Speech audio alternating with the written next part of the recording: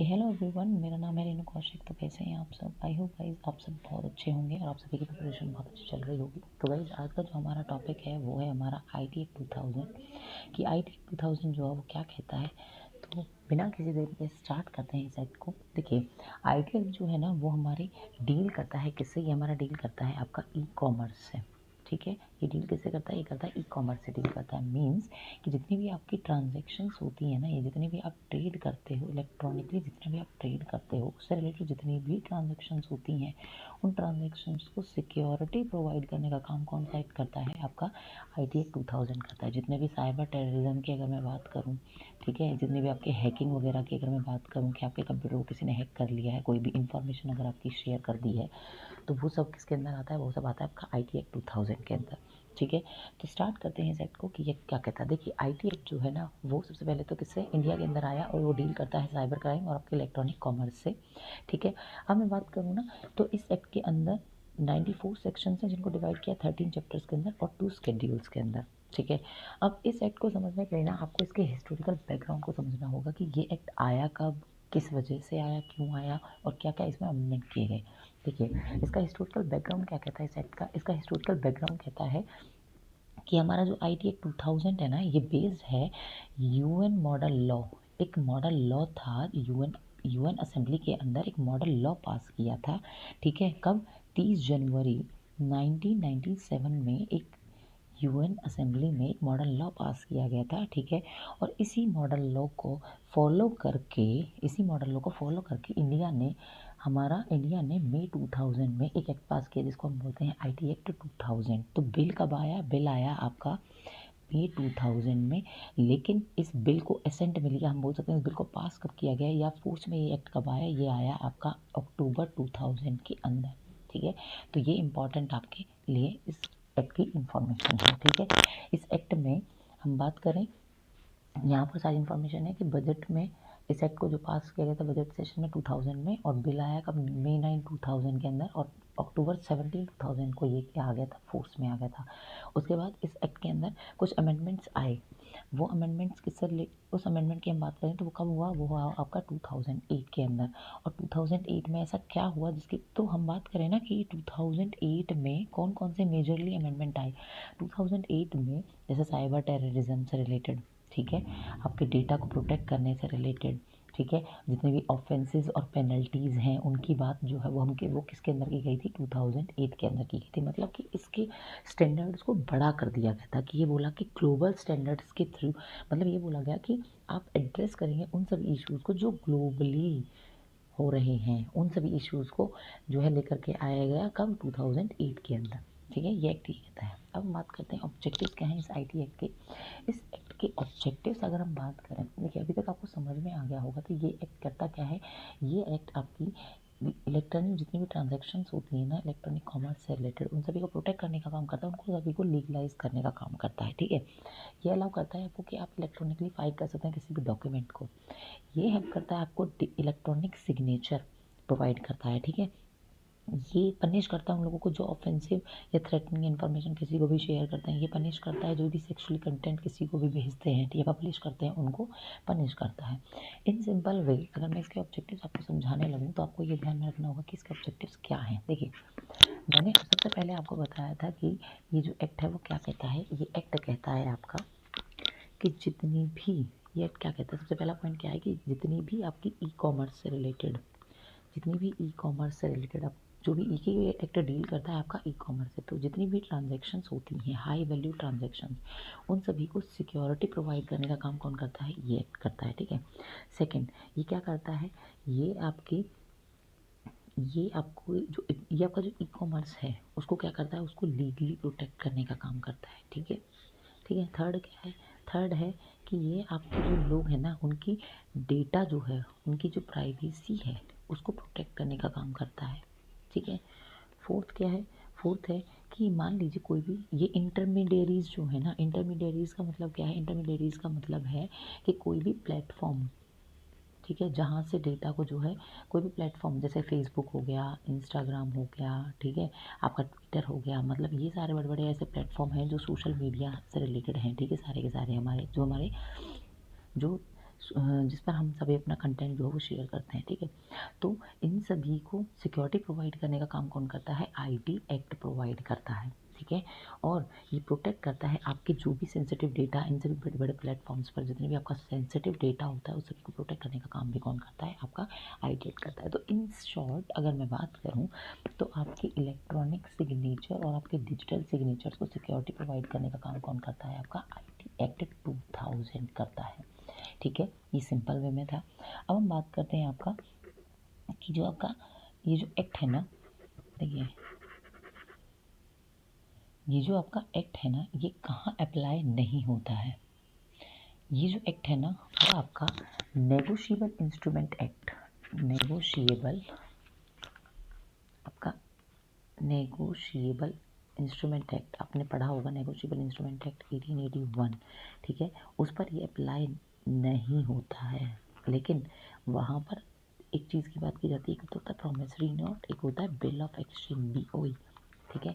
इन पर तो अप्लाई नहीं होता, लेकिन अगर बात की जाए ना चेक के केस में तो वहाँ पर ये अप्लाई जो है वो होता है, क्योंकि चेक जो है वो उस पर सिग्नेचर हुए हैं जो इलेक्ट्रॉनिक फॉर्म में भी होते हैं, तो इसलिए उस पर ये लागू होता है, ठीक है। तो negotiable instrument other than cheque अगर बोला जाएगा तो उस केस में ये अप्लाई होगा, अदरवाइज नहीं। एक होता है आपका power of attorney, power of attorney act आपका 1882 है, उस पर ये अप्लाई नहीं होता है।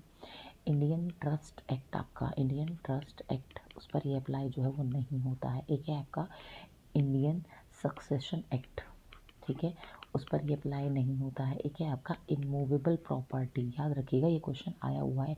एक है आपका इमूवेबल प्रॉपर्टी, ठीक है, प्रॉपर्टी एंड इलेक्ट्रॉनिक ट्रांजैक्शन जितनी भी हैं उन पर ये अप्लाई नहीं होता है, ठीक है। उसके बाद हम बात करते हैं आपका नेक्स्ट इस सेक्शन के अंदर क्या है। नेक्स्ट इस सेक्शन के अंदर जो इम्पोर्टेंट चीज़ें हैं वो हैं हमारी क्या, वो हैं हमारी आपके पेनल्टीज़। देखिए जो इम्पोर्टेंट पेनल्टीज़ हैं वो सारी की सारी मैं आपको बताऊंगी, ठीक है। सबसे पहले आपका सेक्शन 65 क्या कहता है कि कोई भी टेम्परिंग डॉक्यूमेंट जो कि स्टोर किया है आपने किसी कंप्यूटर सिस्टम के अंदर, ठीक है, कोई भी डॉक्यूमेंट अगर आपने अपने कंप्यूटर सिस्टम के अंदर स्टोर किया, वो कोई हैक कर ले, टेम्पर कर ले, तो उस केस में क्या होता है? उस केस में इम्प्रिजमेंट हो जाएगी आपकी कितनी? 3 ईयर्स की और 2 लाख का फाइन है।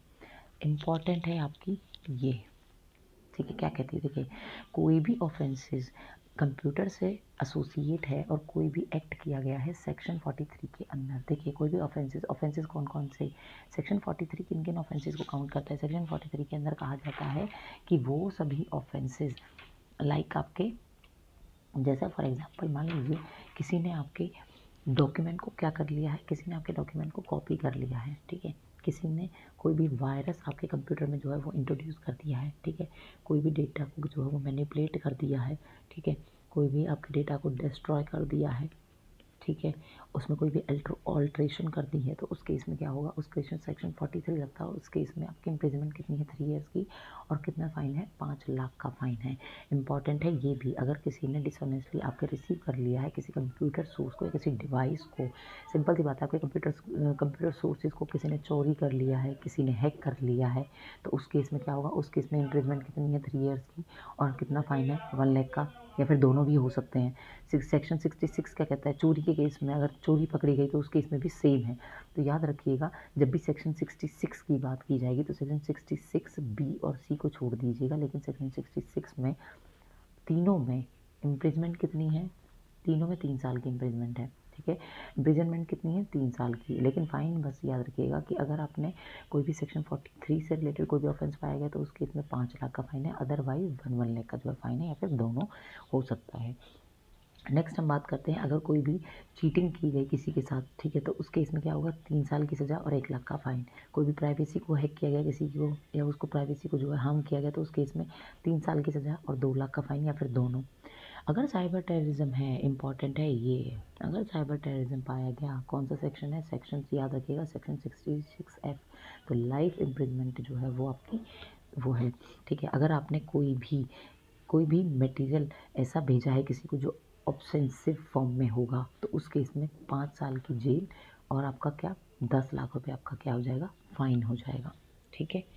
अब आता है ये, देखिए इंपॉर्टेंट है, एक ये इंपॉर्टेंट है, एक आपका ये इंपॉर्टेंट है, बस ये याद रखिए, ये सेक्शन 67A है, ये सेक्शन 67B है।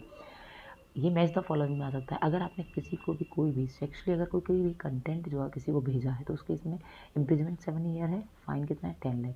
लेकिन अगर चिल्ड्रन के केस में है, चिल्ड्रन के केस में अगर कोई भी सेक्सुअली कंटेंट या उसकी कोई इमेज वगैरह आपने किसी के साथ शेयर करी है, जैसे पोर्नोग्राफी का अगर हम बोलें, तो 7 ईयर की सज़ा है और 10 लाख का जो है वो जुर्माना है। बस सेक्शन याद रखिएगा कि चिल्ड्रन के बारे में बोला गया तो सेक्शन 67B है, अदरवाइज सेक्शन 67A है।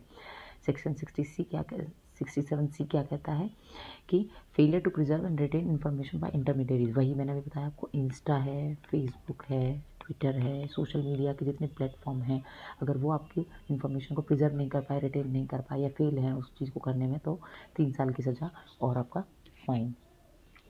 अब यहाँ पर मैं आपको जो बताने वाली हूँ वो क्या है, देखिए ध्यान से समझिए। अभी तक मैंने आपको बताया था, मैंने आपको 2 चीज़ें बताई थी। मैंने आपको बताया था ये IT एक्ट जो है ना वो क्या करता है, वो आपके डिजिटल सिग्नेचर्स को क्या करता है, सिक्योरिटी प्रोवाइड करता है। एक होता है आपका डिजिटल सिग्नेचर, एक होते हैं आपके इलेक्ट्रॉनिक सिग्नेचर। ये जो इलेक्ट्रॉनिक सिग्नेचर होते हैं ना, इनका सिंपल सा मतलब क्या होता है, ये अगर मैं बात करूँ ना तो ये ब्रॉड टर्म है और ये आपकी छोटी टर्म है, शॉर्ट टर्म है ये, ठीक है। ब्रॉड टर्म है इलेक्ट्रॉनिक सिग्नेचर, मतलब ये डिजिटल सिग्नेचर हैं और ये आपके क्या हैं, इलेक्ट्रॉनिक सिग्नेचर हैं, ठीक है। तो इलेक्ट्रॉनिक सिग्नेचर क्या है, इलेक्ट्रॉनिक सिग्नेचर आप इलेक्ट्रॉनिकली कोई भी अगर डॉक्यूमेंट को क्या करते हैं, साइन करते हैं। लाइक कोई भी स्कैन्ड इमेज, अगर मैं बात करूँ कोई भी स्कैन इमेज है सिग्नेचर की, ठीक है, सिग्नेचर की कोई भी स्कैन इमेज है तो उस केस में क्या हो जाएगा, वो इलेक्ट्रॉनिक सिग्नेचर होगा। लेकिन वहीं पर अगर आप इलेक्ट्रॉनिक सिग्नेचर्स को ज़्यादा सिक्योरिटी प्रोवाइड करने के लिए किस चीज़ का यूज़ कर रहे हैं, क्रिप्टोग्राफिक, क्या, क्रिप्टोग्राफिक, अगर आप क्रिप्टोग्राफिक टेक्निक या किसी मेथड का यूज़ कर रहे हैं तो उस केस में क्या कहलाते हैं, आपके डिजिटल सिग्नेचर। तो मैं बोल सकती हूँ कि ये हाईली सिक्योर होते हैं। तो याद रखिएगा, इनको ज़्यादा सिक्योरिटी प्रोवाइड करने के लिए, डिजिटल सिग्नेचर्स को ज़्यादा सिक्योरिटी प्रोवाइड करने के लिए ये जो एक्ट है IT एक्ट 2000, ये क्या प्रोवाइड करता है, ये डिजिटल सिग्नेचर्स को सिक्योर करने में आपकी क्या करता है, हेल्प करता है। और इन डिजिटल सिग्नेचर्स को सिक्योर कौन करता है, इनको यहाँ पर इम्पॉर्टेंट है 3 चीज़ों को समझना। एक होता है सब्सक्राइबर, एक होता है आपका CA, एक होता है आपका CCA। सब्सक्राइबर कौन है, सब्सक्राइबर वो पर्सन है जिसको डिजिटल सिग्नेचर प्रोवाइड किए गए हैं। मान लीजिए मैं एक पर्सन हूँ, मुझे डिजिटल सिग्नेचर चाहिए, ठीक है। मुझे कौन इशू करेगा डिजिटल सिग्नेचर, CA, जिसको हम बोलते हैं सर्टिफाइंग अथॉरिटी, ठीक है। और CCA क्या है, CCA है कंट्रोलर। देखिए अब समझिएगा ध्यान से, ये CCA क्या है, कंट्रोलर ऑफ सर्टिफाइंग अथॉरिटी। ये इसको क्या करेगा, ये CCA क्या करेगा, ये CCA ये लाइसेंस देगा कि सर्टिफाइंग अथॉरिटी आपको क्या करे, आपको डिजिटल सिग्नेचर इशू करे। तो जो पर्सन है उसको डिजिटल सिग्नेचर प्रोवाइड करने का काम कौन करता है, CA। लेकिन इस CA को ये अथॉरिटी कौन प्रोवाइड करता है, CCA। अब अगर मान लीजिए CCA जो आपका है वो फेलियर है, वो अगर जो है वो CCA जो है वो अगर फेल है, ये आपको जो कंट्रोलर है इसके खिलाफ अगर आपको अपील करनी है तो उस केस में आप अपील कर सकते हैं किसके पास, एक ट्रिब्यूनल के पास। उस ट्रिब्यूनल का नाम क्या है, उस ट्रिब्यूनल का नाम है TDSAT। इस ट्रिब्यूनल के पास आप अपील कर सकते हैं कितने दिन के अंदर अंदर, 45 डेज़ के अंदर अंदर, ठीक है। अब जो ये TDSAT है, इससे ऊपर कौन है, इससे ऊपर है आपका हाई कोर्ट, जिसके पास आप जा सकते हैं कितने दिन के अंदर अंदर, 60 डेज़ के अंदर अंदर आप अपील कर सकते हैं। ये तो थी इन्फॉर्मेशन। अब मैं आपको बताती हूँ कि ये जो आपका ये जो सर्टिफाइंग अथॉरिटी है इसकी क्या क्या पावर्स हैं या ये क्या क्या काम कर सकता है। देखिए अभी मैंने आपको बताया कि जो आपका सर्टिफाइंग अथॉरिटी है, ठीक है, वो क्या करता है। देखिए मैंने आपको बताया कि डिजिटल सिग्नेचर्स को देखिए सर्टिफाइंग अथॉरिटी क्या है, सर्टिफाइंग अथॉरिटी के बारे में क्वेश्चन आ सकता है कि सर्टिफाइंग अथॉरिटी क्या है। वो इंस्टीट्यूशन होते हैं जिनको लाइसेंस देती है, जिनको गवर्नमेंट क्या करती है, लाइसेंस प्रोवाइड करती है, ठीक है, कि वो डिजिटल सिग्नेचर्स क्या करें, इशू करें, ठीक है। डिजिटल सिग्नेचर्स को इशू करने का लाइसेंस प्रोवाइड करती है कौन, सर्टिफाइंग अथॉरिटी। सर्टिफाइंग अथॉरिटी को, अब सर्टिफाइंग अथॉरिटी कौन कौन हो सकते हैं, लाइक आपके NSDL है, ठीक है। आपका कोई भी सी डेक है, ये सारे के सारे क्या है, इंस्टीट्यूशंस हैं, ठीक है। CSC, ये सारे सारे वो इंस्टीट्यूशंस हैं जिनको गवर्नमेंट लाइसेंस देती है कि ये डिजिटल सिग्नेचर इशू कर सकते हैं, ठीक है। अब जो कंट्रोलर है ना, CCA, इस कंट्रोलर के काम कौन क्या क्या है। ये कंट्रोलर कोई भी रूल बना सकता है, कोई भी स्टैंडर्ड तैयार करना है डिजिटल सिग्नेचर से रिलेटेड, उन सभी को कौन करता है, कंट्रोलर करता है। कोई भी काम है उसको सुपरवाइज करना, CA ने कोई भी काम है वो किस तरीके से किया है, डिजिटल सिग्नेचर्स को इशू किया है नहीं किया, उसको कौन करता है, सुपरवाइज CCA करता है। कोई भी स्पेसिफाई करना है, कोई भी प्रोसीजर की किस तरीके से किसी काम को किया जाएगा, वो भी कौन करेगा, CCA, ठीक है। ये जो लाइसेंस है वो कितने साल के लिए इशू किया जाता है, वो किया जाता है आपका 5 ईयर्स के लिए। और याद रखिएगा ये जो लाइसेंस है ना तो वो ट्रांसफरेबल होता है और ना ही वो हेरिटेबल होता है। हेरिटेबल का मतलब है कि मान लीजिए अगर किसी की डेथ हो जाती है तो उस केस में क्या है, किसी और को दे दी जाते हैं, जी नहीं, ये उसी के पास रहते हैं और जैसे उसकी डेथ हुई ये रिवोक कर दिए जाते हैं। तो इन डिजिटल सिग्नेचर्स को रिवोक करने का, ख़त्म करने का इनको, ठीक है, इन डिजिटल सिग्नेचर्स को सुपरवाइज करने का, इन डिजिटल सिग्नेचर्स को इशू करने का, इनसे रिलेटेड लाइसेंस इशू करने का सब का काम कौन करता है, आपका कंट्रोलर करता है, कंट्रोलर ऑफ सर्टिफाइंग अथॉरिटी, ठीक है। अब हम आपका बात करते हैं, ये यहाँ पर लिखा हुआ है कि IT एक्ट के अंदर प्रोवाइड है controller of certifying authority CCA, जो कि लाइसेंस देता है और रेगुलेट करता है किसके काम को, रेगुलेट करता है आपके सर्टिफाइंग अथॉरिटी के काम को। सर्टिफाइंग अथॉरिटी क्या करती है, इशू करती है डिजिटल सिग्नेचर किसके लिए, यूजर्स के लिए, इलेक्ट्रॉनिक फॉर्म में और इलेक्ट्रॉनिक ऑथेंटिकेशन में प्रोवाइड करती है। कंट्रोलर जो है CCA जो है वो अपॉइंट किया जाता है किसके थ्रू, आपका सेंट्रल गवर्नमेंट के थ्रू अंडर सेक्शन 17, ठीक है। और ऑफिस जो है वो उसका कब एक्सटेंस में आया, 1 नवंबर 2000 को, और ये प्रमोट क्या करता है, ई कॉमर्स को और ई गवर्नेंस को जो है वो डिजिटल सिग्नेचर्स के थ्रू क्या करता है, प्रमोट करता है। CCA मेनली क्या करता है, आपके डिजिटल सर्टिफिकेट जो है ना उन सभी को क्या करता है, कंट्रोलर का काम क्या है, जितने भी डिजिटल सर्टिफिकेट्स हैं उनको मेंटेन करना, किस फॉर्म में, इलेक्ट्रॉनिक फॉर्म में, ठीक है।